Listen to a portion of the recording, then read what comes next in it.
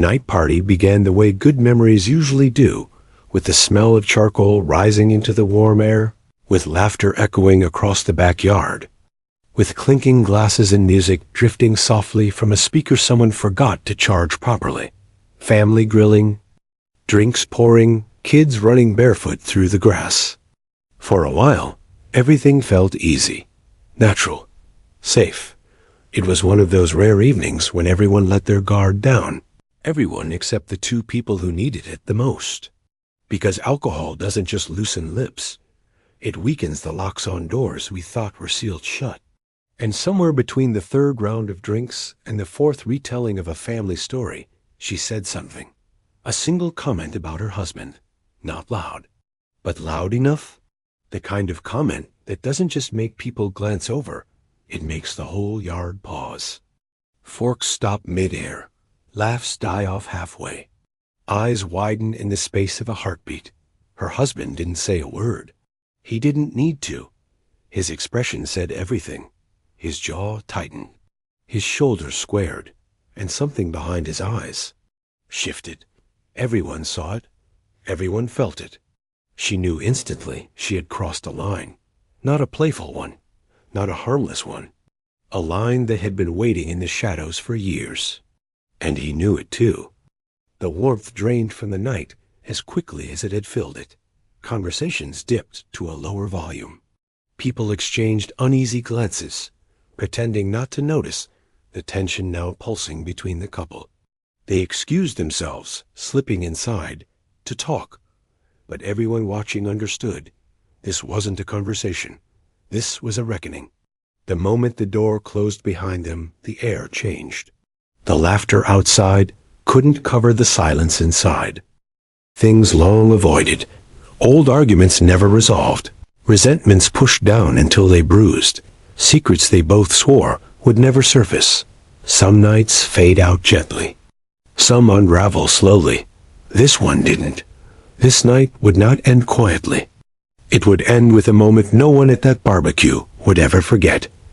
A moment that would shatter a family and ignite a story far darker than any of them could have imagined. Welcome to Signal 49.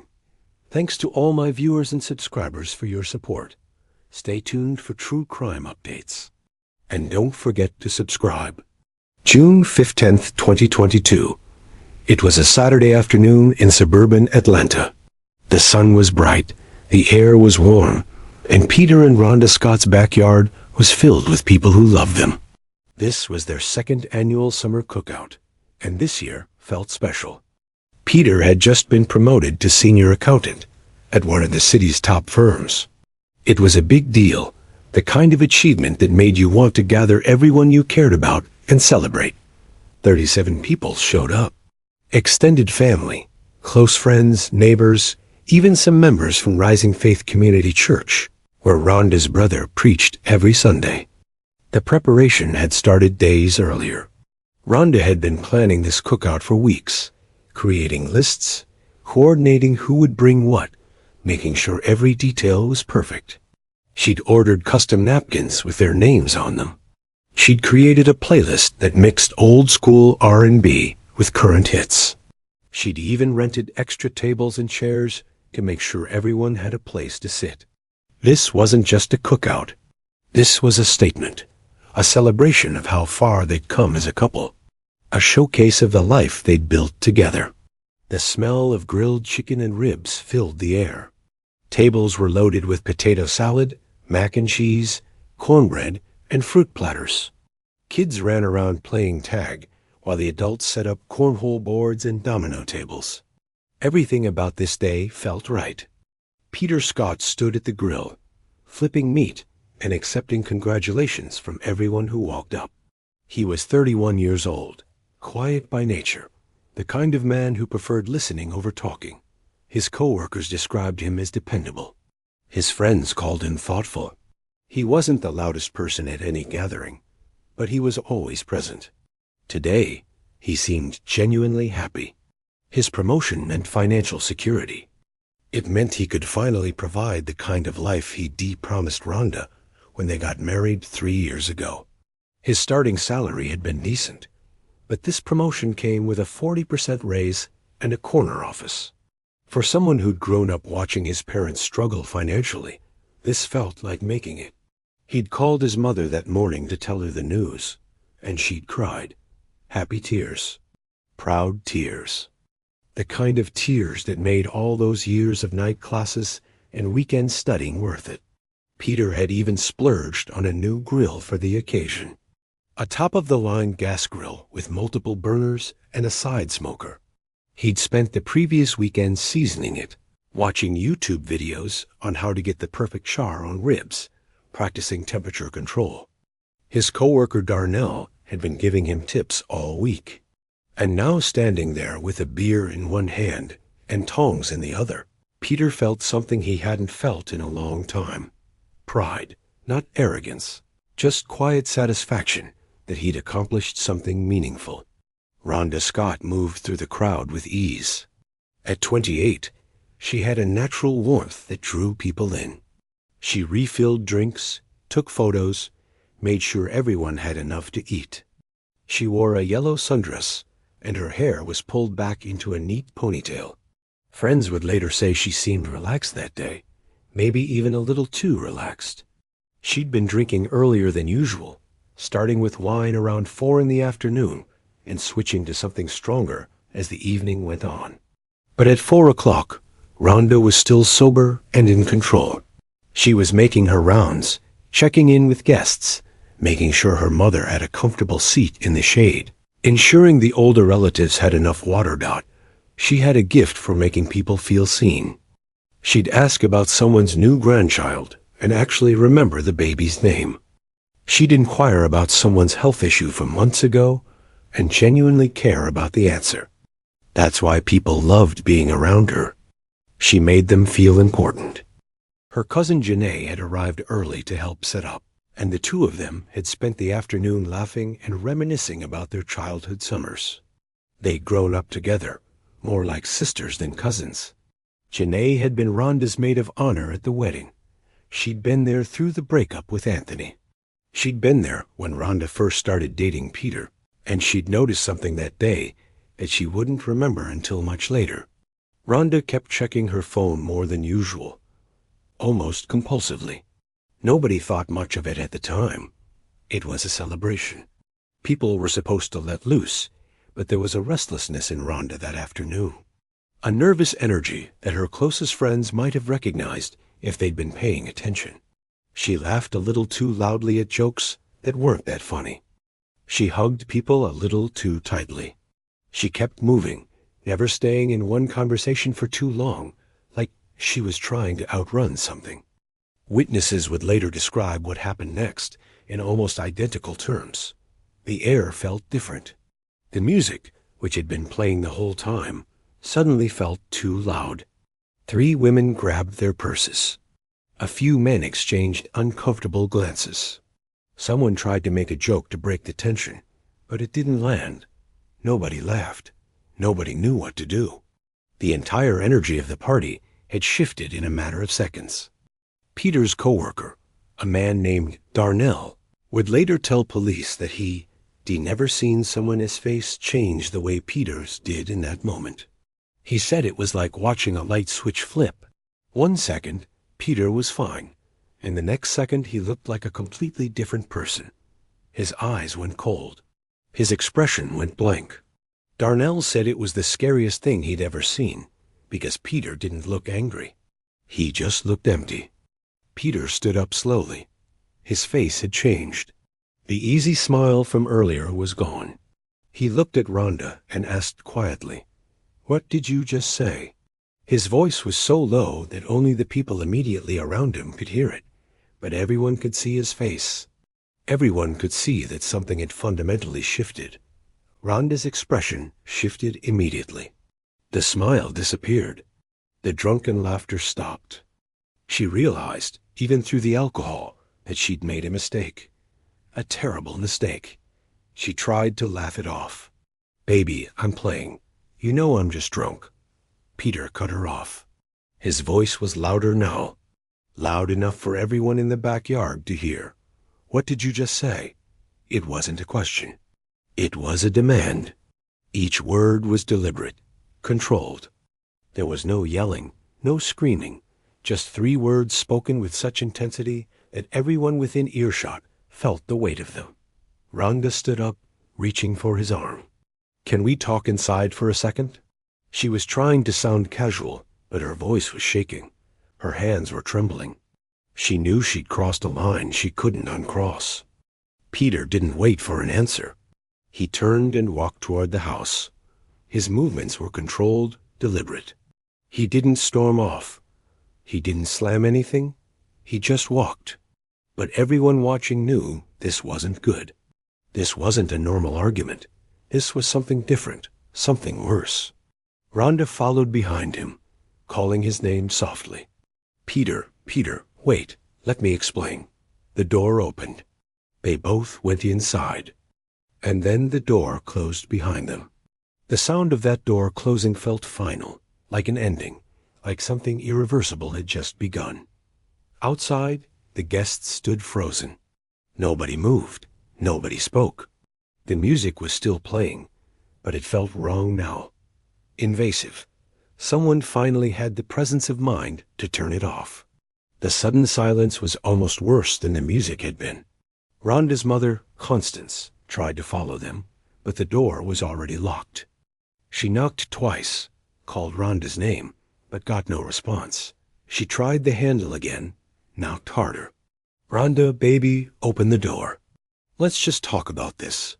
Nothing, just silence from inside the house. Moses, who had been standing at the edge of the yard, walked straight to his car. He didn't say goodbye to anyone. He didn't check on his sister. He didn't try to intervene. He just got in his car and drove away.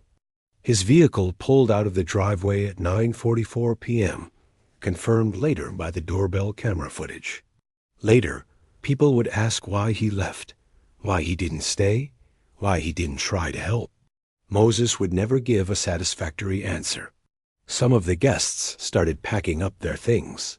Others turned the music back up, pretending nothing had happened, but the volume was lower now. The energy was gone. A few people stood in small groups whispering about what they'd just witnessed. Most of the conversations went like this. "Did she really just say that? I can't believe she said that in front of everyone." Peter looked like he wanted to kill somebody. That last comment would haunt the person who said it for the rest of their life. But everyone felt it. Something had just broken, and nobody knew how bad it was going to get. Some people wanted to leave, but felt like leaving would be admitting something terrible was happening. Others wanted to stay, but didn't know what they were staying for. So they just stood there waiting, hoping things would calm down, hoping Peter and Rhonda would come back outside and everything would be okay. The bedroom door closed at 9:47 p.m. For the next 25 minutes, nobody outside that room knew what was being said. Nobody knew what was happening. But whatever went down in there would end with one person dead and another person spending the rest of his life in prison. Before you continue this story, do me a favor and hit that like button, subscribe to the channel, and share this video with someone who needs to hear it. Real stories like this don't tell themselves, and your support is what keeps this work going. Now, let's continue. To understand what happened that night, you have to understand who Peter Scott was before he met Rhonda. Because the man standing at that grill, celebrating his promotion, wasn't someone who lived a normal life when it came to relationships. Peter had spent most of his adult years avoiding exactly this kind of moment. He'd convinced himself that no woman would ever want him, and he'd built his entire life around that belief. Peter grew up in a strict religious household on the south side of Atlanta. His father was a deacon at a local church, and his mother was heavily involved in the women's ministry. They believed in discipline, structure, and keeping up appearances.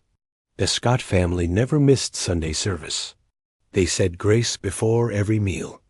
They read scripture together before bed. From the outside, they looked like the model Christian family.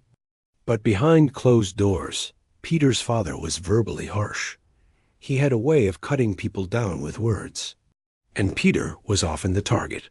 His father made comments about Peter's size, his lack of athletic ability, his quiet nature. Nothing Peter did ever seemed good enough. When Peter brought home a report card with all A's and 1 B, his father focused on the B. When Peter tried out for the basketball team and didn't make it, his father called him soft. When Peter showed interest in art class, his father said that was for girls and told him to focus on something practical. The verbal abuse was constant but subtle, never loud enough for outsiders to hear, never obvious enough to be called what it was, just a steady drip of criticism that wore Peter down year after year. His father had a particular way of making jokes at Peter's expense during family gatherings. Comments about Peter being the runt of the litter, even though Peter was an only child. Jokes about how Peter got his mother's genes when it came to athletics. Small digs that made everyone else laugh uncomfortably while Peter sat there trying to smile alone. At 12, Peter learned to be invisible. He'd come home from school, do his homework, eat dinner, and disappear back into his room. He stopped sharing his joys because his father would always diminish them. He stopped asking for help because it meant admitting weakness. The less attention he drew, the safer he was. By puberty, a deep sense of inadequacy about his body took root. The locker room was hell. Boys compared sizes, bragged about conquests, and defined what it meant to be a man. Peter tried to be quick, to shower when no one was around, but he couldn't always avoid it. The comments weren't direct, but they were loud enough. Man, I'd die if I was that small. And then the laughter. Always the laughter. Peter convinced himself no woman would ever want him. So he never tried. No dates in high school, no prom, no asking anyone out. When asked, he'd say he was too focused on college. The truth was simpler. He was terrified of rejection. He watched his peers stumble through the beautiful, messy chaos of teenage relationships from the outside, telling himself he didn't care. But late at night, alone in his room, the weight of his isolation was crushing. So he threw himself into his career. He graduated with an accounting degree and got a job right away. Numbers made sense. There were rules, logic, order. People were unpredictable, but numbers he could understand. He worked relentlessly, showing up early and staying late. While his coworkers went to happy hour, Peter stayed at his desk. He was reliable, dependable, the guy who took on extra work. His supervisors noticed. He climbed the ranks quietly, earning promotions and respect. By 27, he was managing a team. By 29, he was being considered for a senior position. His career was thriving, but his personal life was non-existent. At 29, he was still a virgin. He'd never had a girlfriend, never even been kissed. He'd convinced himself he never would. He started to make peace with the idea of a life filled with career achievements and acquaintances instead of friends, of growing old successful but alone. His mother, Beverly, worried. She'd drop hints about nice girls from church, about her desire for grandchildren. Peter would just smile and change the subject. How could he tell her the real reason? How do you tell your mother you're too ashamed of your own body to even try? That's when his mother decided to take matters into her own hands. Beverly was close friends with a woman from her church, Constance Luke. They talked about their children. Beverly painted a picture of Peter as successful, stable, and looking to settle down, a slight exaggeration, since Peter had given up on that idea entirely. Constance mentioned her daughter, Rhonda, a kind Christian girl who was ready to find someone serious after a bad breakup. The two mothers decided to play matchmaker. In March 2018, Beverly invited Peter to a church potluck, telling him he needed to get more involved in the community. Peter agreed, mostly just to make her happy, and that's where he met Rhonda. She was sitting with her mother, laughing, and Beverly made the introductions. Peter was immediately struck by how easy she was to talk to. She asked about his job, his hobbies, and for the first time in his life, Peter felt like maybe Maybe he could do this. She listened with genuine interest, laughed at his jokes, and touched his arm lightly when she spoke. Even Peter, inexperienced as he was, could tell she seemed to like him. They exchanged numbers. He texted her the next morning, agonizing over every word, trying to sound casual. He even downloaded dating apps just to read the advice columns. At 29, he felt like a teenager with his first crush. They went on a few dates: dinner, a movie, a walk in the park. With each date, a feeling Peter hadn't felt in years began to grow. Hope. Maybe she wouldn't care about the thing that had haunted him his entire life. Maybe she could see past it. Rhonda always said yes to another date. She texted him, introduced him to her friends, and talked about the future as if he was already a part of it. Peter started to believe this could be real. The fear was still there, a constant whisper in the back of his mind, but he pushed it down. He told himself that maybe, just maybe, it wouldn't matter as much as he thought. Peter and Rhonda dated for 6 months before things got physical, and Peter was terrified the entire time. He told Rhonda he wanted to wait until they were serious, which was true, but it was also a way to delay the inevitable. That moment when she'd see him and decide he just wasn't enough. He prayed about it, asking God to somehow make him different, make him normal. He knew it didn't work that way, but he prayed anyway. When that night finally came in September 2018, Peter's worst fears were confirmed. Rhonda didn't say anything out loud, but he saw it in her face. The disappointment, the hesitation, the slight pause before she forced a smile and said everything was fine. But her body language had already shifted. She pulled away slightly, avoided his eyes, and rushed through the rest of the night. She tried to hide it, but Peter had spent his entire life reading rejection in people's eyes. He knew exactly what he was looking at. The next morning, Rhonda told him she needed to talk to her mother about something. She didn't elaborate, but Peter knew. He spent the rest of that day convinced she was going to break up with him. He barely ate. He couldn't focus at work. He kept checking his phone, just waiting for the text that would end everything. He started mentally preparing himself for the breakup, thinking about how he'd tell his mother it didn't work out. He started accepting that he'd been right all along. He wasn't meant to be with anyone. But the text never came. When Rhonda came back that evening, she told him everything was fine. She said she was happy. She said she wanted to keep seeing him, that she could see a future with him. Peter didn't believe her, but he didn't push. He was too afraid of losing her. So he accepted the lie. He pretended everything was okay, and they moved forward. What Peter didn't know was what Constance, Rhonda's mother, had told her daughter. Rhonda had gone to her that morning, upset and confused.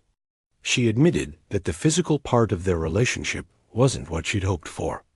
She confessed she didn't know if she could live with that for the rest of her life. Crying, she asked her mother if she was being shallow for caring so much about it. She genuinely liked Peter, but couldn't shake the disappointment. Constance listened, and then gave Rhonda advice that would shape everything that came after. She said, "If he's a good man and he's fertile, you can manage him. Sex isn't everything. Security is. You'll learn to appreciate what he can give you." Constance told her about women in their family who demarried men they weren't initially attracted to and learned to love them. She talked about the importance of stability over passion, how physical attraction fades, but character doesn't. She convinced Rhonda she'd regret letting a good man like Peter go. Rhonda took that advice to heart. She pushed past her disappointment. She told herself that Peter was kind, responsible, and ready to build a life. She told herself that physical compatibility didn't matter as much as emotional stability. She convinced herself she could make it work, that love would grow over time. She'd read articles about arranged marriages where couples learned to love each other and figured this couldn't be much different. In November 2019, they got married. It was a small ceremony at Rising Faith Community Church, with a pastor named Moses officiating. Everyone said they looked happy. Rhonda's friends said she glowed. Peter's co-workers said he seemed more confident than they'd ever seen him. And maybe for a moment they were happy, or at least hopeful.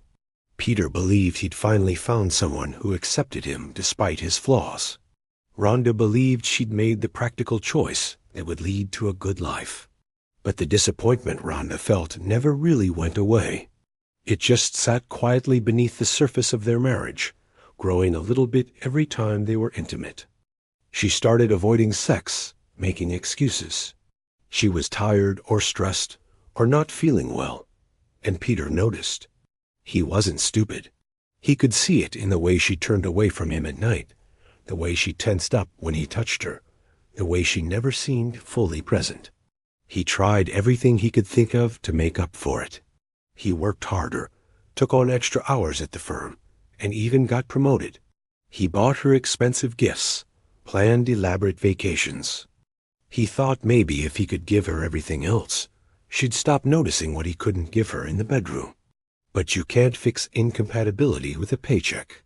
And on June 15th, 2022, all of that buried disappointment came out in one careless joke. A joke that Peter could never unhear. A joke that confirmed everything he'd been afraid of his entire life. That he wasn't enough. That he never had been. And that he never would be. 1. This brings us to Moses Luke. And the first thing you need to understand about him is that he never wanted to be a pastor. He never felt called to the ministry like his father had. He never woke up one day and felt God telling him to lead a church. But when his father died suddenly of a heart attack in 2015, Moses was 28 years old and standing at a crossroads. His father had been the lead pastor at Rising Faith Community Church for over 20 years, and the congregation was devastated. In his final days, his father had made him promise something. They were in the church office, going over the budget. His father had been complaining about chest pains, but brushed them off as heartburn.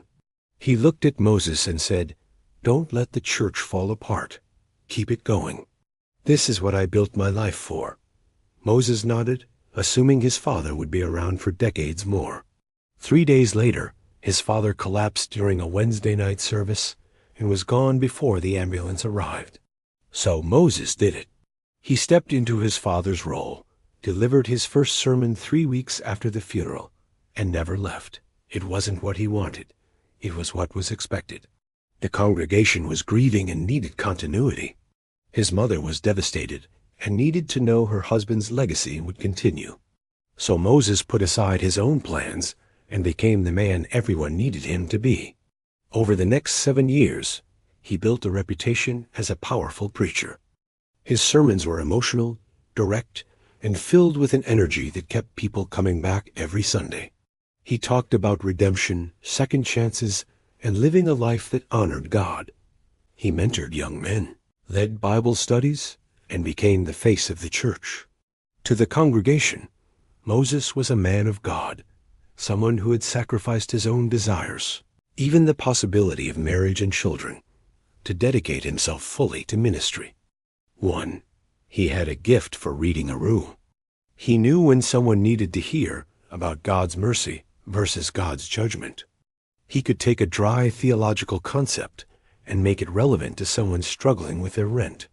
Young men came to him for advice about careers and relationships. Families came to him for guidance during crises. And Moses delivered every single time. He became indispensable. The congregation grew under his leadership. When Moses took over, Sunday attendance averaged about 150 people.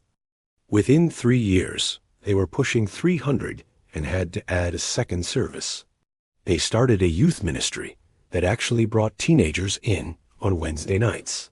They launched a community outreach program that fed homeless people every Saturday. By all external measures, Moses was a huge success. But what no one knew was the secret he was carrying, a secret that would eventually intersect with the fragile marriage of Peter and Rhonda in the most unexpected way. Thanks for watching. If you want to see how these stories connect, make sure you're subscribed and have notifications turned on for the next part of our series. As for Moses, he didn't want to be celibate. He didn't want to live a life of solitary devotion. He loved women. He loved the thrill of attraction, the excitement of a new relationship, the physical connection that came with intimacy. But he couldn't date publicly, not as the lead pastor of a church that expected him to be a living example of self-control and spiritual discipline. So Moses learned to live two lives. Publicly, he was the devoted pastor who had vowed never to marry so he could focus entirely on his calling. He'd even preached sermons about the biblical precedent for celibacy, about how Paul had said it was better to remain unmarried if you could, about how singleness allowed for undivided devotion to God's work. The congregation ate it up. They praised his sacrifice. They held him up as an example to their own children.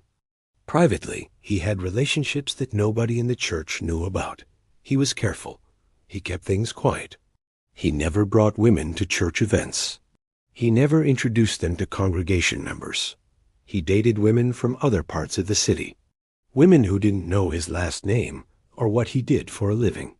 Women he could be with for a few months and then let go when things got too serious or too close to his public life. And for years it worked. Nobody questioned him. Nobody suspected anything. He justified it to himself in a dozen different ways. He wasn't hurting anyone. He was still doing the work of ministry. His personal life didn't affect his professional calling.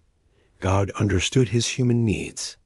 The vow of celibacy had been his father's idea, not his. He told himself whatever he needed to hear to sleep at night, and most nights it worked. Act 8. The Affair. Then, in July 2017, everything in Rhonda's life fell apart. She'd been dating a man named Anthony Winters for 3 years. They'd met in college, stayed together after graduation, and Rhonda genuinely believed they were going to get married. She'd started looking at wedding venues. She'd been dropping hints about engagement rings. She'd created a Pinterest board titled My Future Wedding that she'd spent hours curating. She'd told her friends that Anthony was the one. She'd started imagining what their children would look like. And then, out of nowhere, Anthony sent her a text message that destroyed her. It was short. It was cold. It said, "This isn't working. Don't contact me." That was it. No explanation, no phone call, no closure, no chance to talk about what went wrong. He blocked her number immediately, blocked her on every social media platform, blocked her email, disappeared from her life in a single afternoon. Rhonda was devastated. She couldn't eat. She couldn't sleep. She spent days crying in her apartment, replaying every moment of the relationship, trying to figure out what she'd done wrong. She called her friends, but their sympathy only made her feel worse. Everyone kept saying, "You deserve better, and it's his loss," but none of that helped. She went to her mother, but Constance didn't know what to say beyond platitudes about God's his timing and how everything happens for a reason. The only person who seemed to understand was Moses. He let her stay at his place for a few days. His apartment was in a different part of town, away from the memories, away from the places she and Anthony used to go. Moses listened to her cry for hours. He told her it wasn't her fault. He said Anthony was an idiot for letting her go. He said any man would be lucky to have her. And Rhonda believed him because she needed to believe someone. Moses ordered her favorite foods. He let her watch whatever she wanted on TV. He didn't try to fix her or rush her healing. He just sat with her in her pain. For the first few days, it was completely innocent. He was being a good brother, supporting his sister through a difficult time. Exactly what family is supposed to do. One night in August 2017, after too much wine and too many tears, boundaries blurred. Rhonda was emotionally broken. She hadn't been touched by anyone in weeks. She was starving for affection, for validation, for proof that someone still wanted her. Moses was attracted to his sister, and in that moment, he told himself he was helping her heal. He told himself She needed to feel wanted again. He told himself it was just comfort. They slept together that night. It happened late after midnight.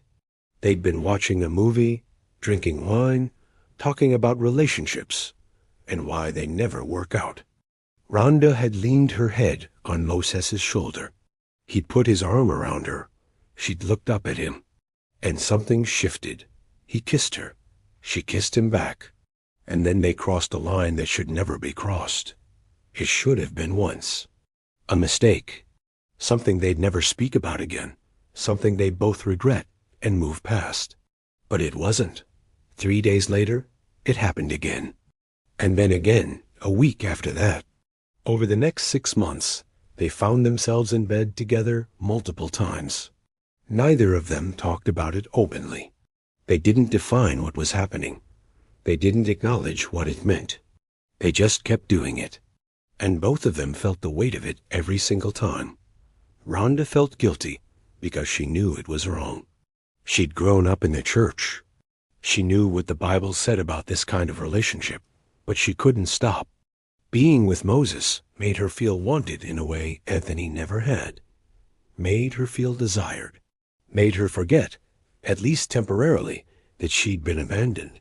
The guilt was always there. But so was the need. And the need kept winning. Moses felt guilty because he was supposed to be her spiritual guide, not her lover. He was a pastor. He was supposed to be the moral example. But he couldn't stop either.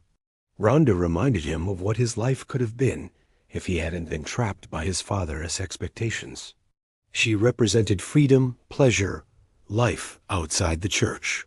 And he wanted that more than he wanted to do the right thing. They developed a pattern. Rhonda would text him late at night, usually after she'd been drinking. Usually after she'd been looking at photos of Anthony with his new girlfriend online. Moses would let her come over. They'd talk for a while, pretend that's all it was going to be, and then it would happen again. Neither of them had the strength to stop it. When Rhonda met Peter in March 2018, she knew she had to end things with Moses. She told him it was over. She said she'd met someone good, someone who wanted to marry her, someone who could give her the life she'd always wanted. Moses agreed. He said it had to stop.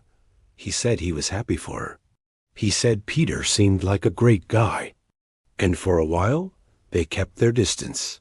Moses threw himself into ministry, started working even longer hours, took on more counseling sessions, started a new community program. Anything to keep himself busy, anything to not think about Rhonda with Peter. He told himself it was for the best, that Rhonda deserved a normal life, that what they'd been doing was wrong and destructive. He almost convinced himself. But even after Rhonda and Peter started dating seriously, there were 2 more times when Rhonda and Moses crossed that line again. Once in June 2018, after Rhonda and Peter had a fight about something small. Rhonda had shown up at Moses's apartment crying, saying she'd made a mistake dating Peter. Moses had tried to comfort her, and one thing led to another. They both swore afterward it would never happen again. In October 2018, just 1 month before Rhonda's wedding, she showed up at Moses's apartment, drunk and crying.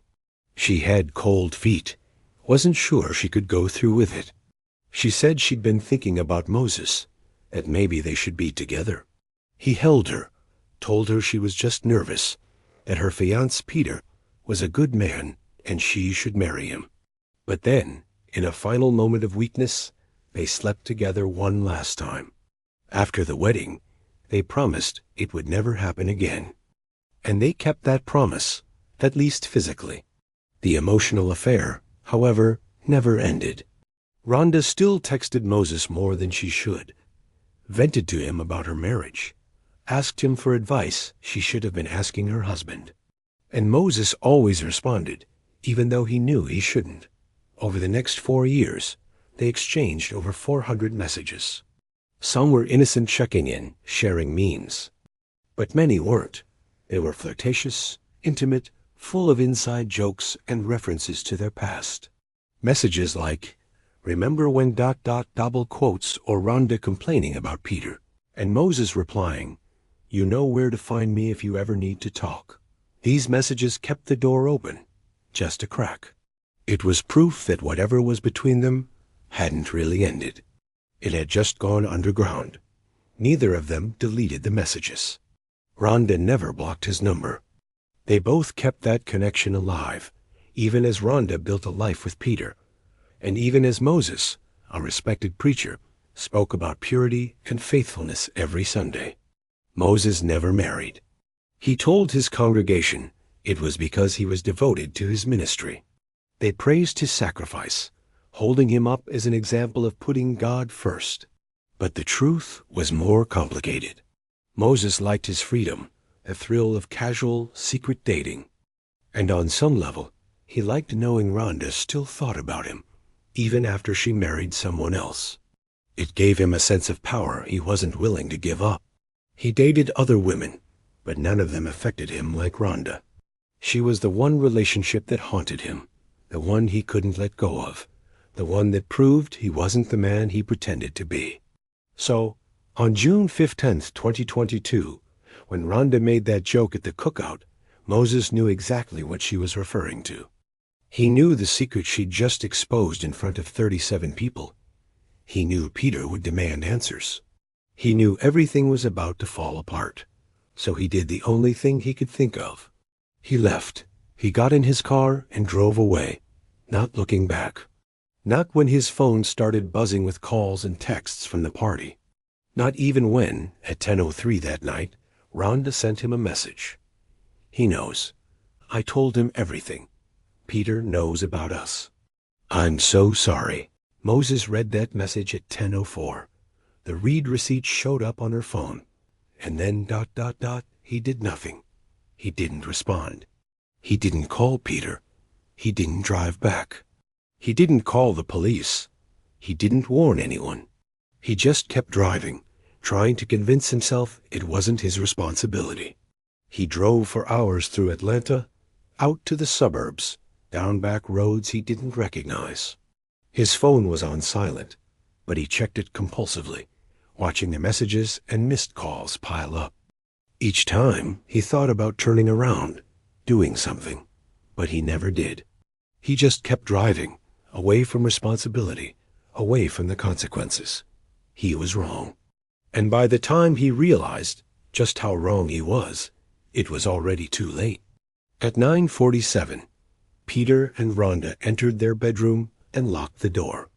Outside, 37 people were left in the backyard, whispering, leaving, or pretending nothing had happened. But inside that room, a marriage was about to end in the worst way possible. Peter didn't yell at first, which made it worse. He just stood there, hands shaking, and asked a simple question. What did you mean about Moses? His voice was quiet, calm, but she could hear the anger underneath it. She'd been married to him for 3 years. She knew. Rhonda tried to deflect, saying she was drunk, that it was a stupid joke.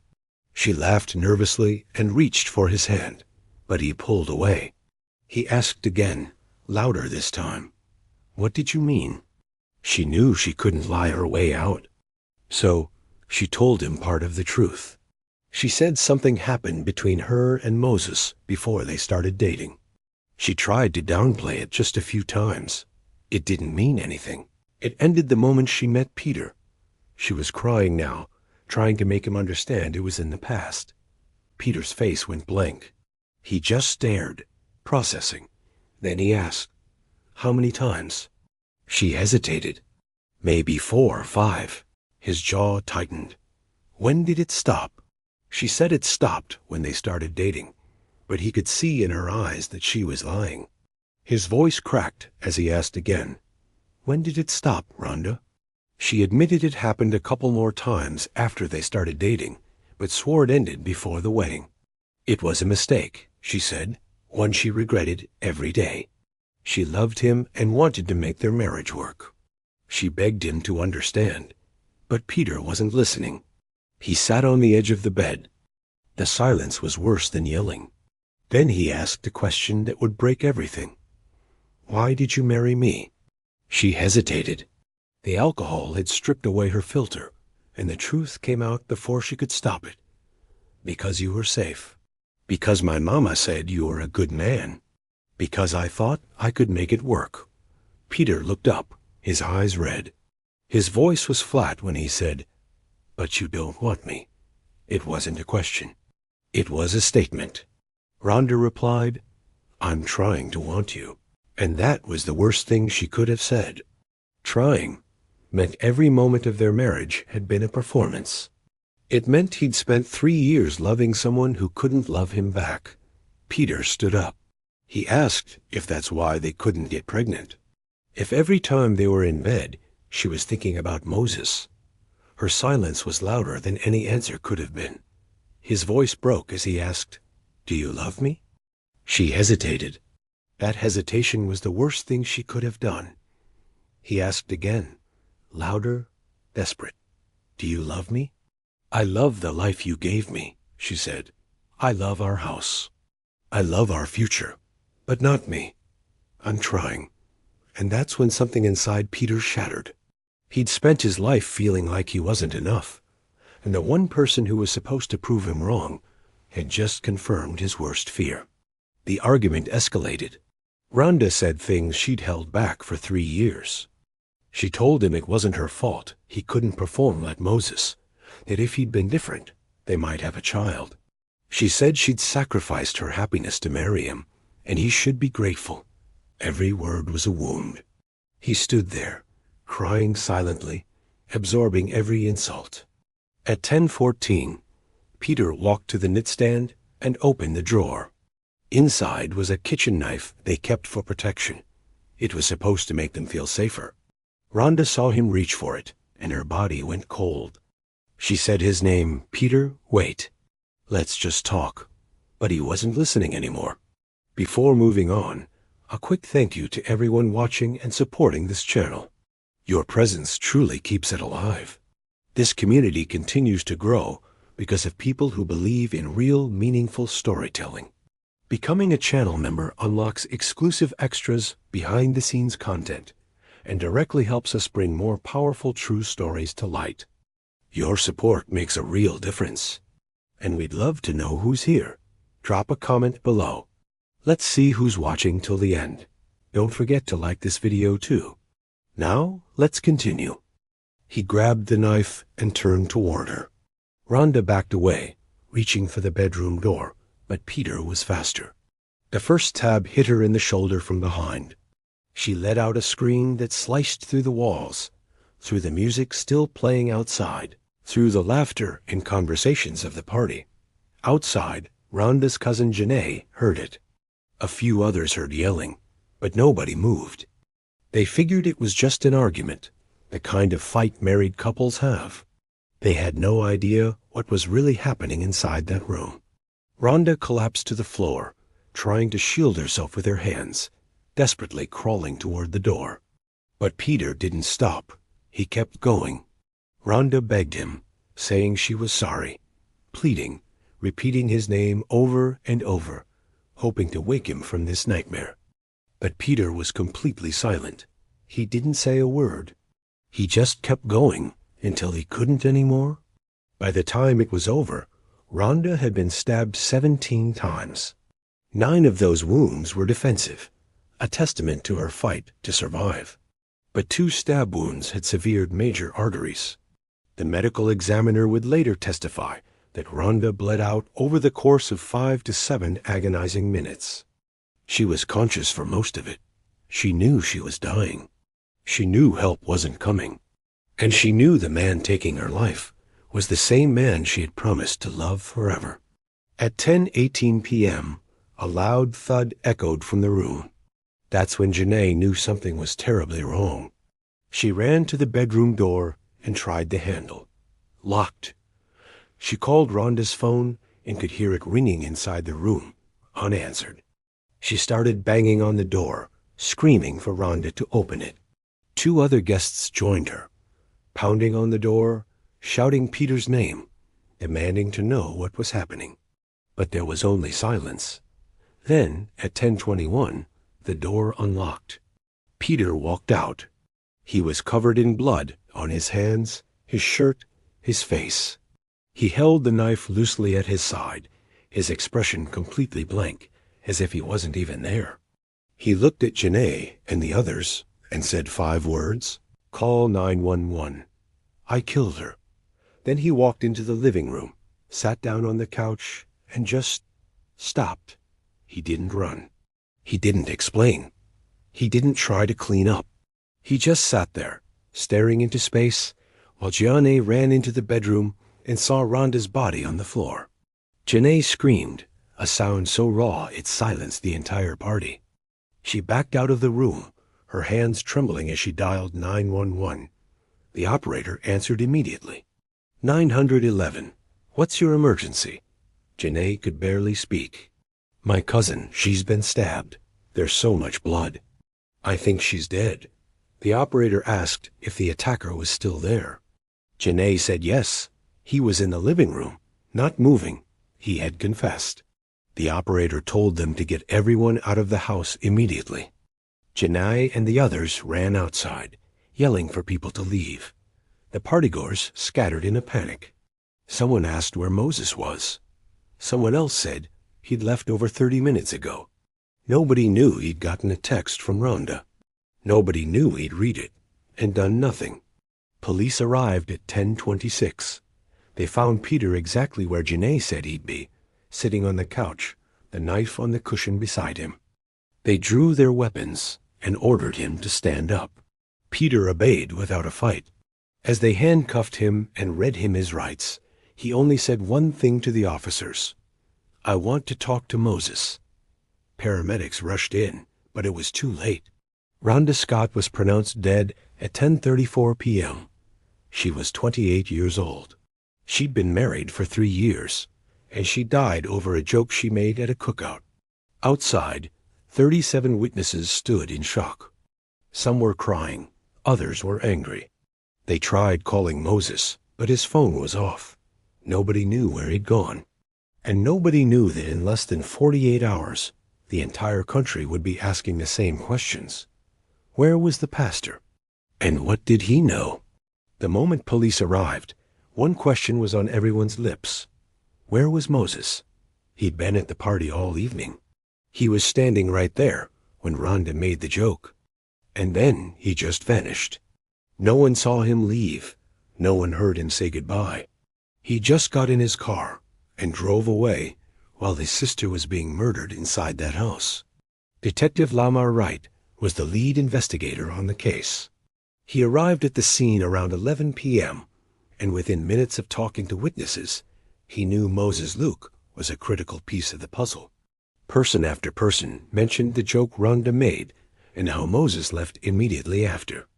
When detectives tried calling Moses to tell him his sister was dead, his phone went straight to voicemail. That raised a huge red flag. Your sister has just died violently, and your phone is off? That doesn't sit right with anyone. By midnight, police had issued a Bolo B on the lookout for Moses Luke. They weren't calling him a suspect, but a key witness. Still, the optics were terrible. A pastor who flees a crime scene and turns off his phone looks guilty of something. Local news channels picked up the story by 1 in the morning. Pastor missing after sister's murder at family cookout. The headlines wrote themselves. Within hours, Moses's face was plastered everywhere. Members of his church started calling his phone, leaving worried voicemails, completely unaware of what had really happened between him and Rhonda. Detective Wright knew he needed phone records, and fast. He got an emergency subpoena approved by 6 a.m. the next morning.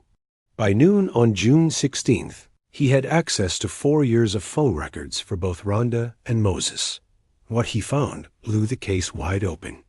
There were over 400 text messages between the siblings. Some were normal, everyday stuff. Happy birthday. How was your week? But others were different. They were flirtatious, intimate, filled with references to a secret history. One message from Rhonda to Moses in April 2022 said, "I miss when things were simple between us." Moses had replied, "Me too, but we made our choices." In another text from May, Rhonda wrote, Sometimes I wonder what would have happened if I'd chosen differently. Moses didn't reply to that one. But the most damning message of all came at 10:03 on the night Rhonda died. It was a text from her to Moses. It said, "He knows. I told him everything. Peter knows about us. I'm so sorry." The read receipt showed Moses opened that message at 10:04 p.m. He read it, knew his sister had just confessed their affair to her volatile husband, and he did absolutely nothing. He didn't call her. He didn't call Peter. He didn't turn around and drive back to the house. He didn't call 911. He just kept driving. He let his phone ring, then he turned it off and disappeared. He left her there to die. Thank you for watching. If you found this story compelling, please like this video and subscribe to our channel for more deep dives into fascinating cases. We'll see you in the next one.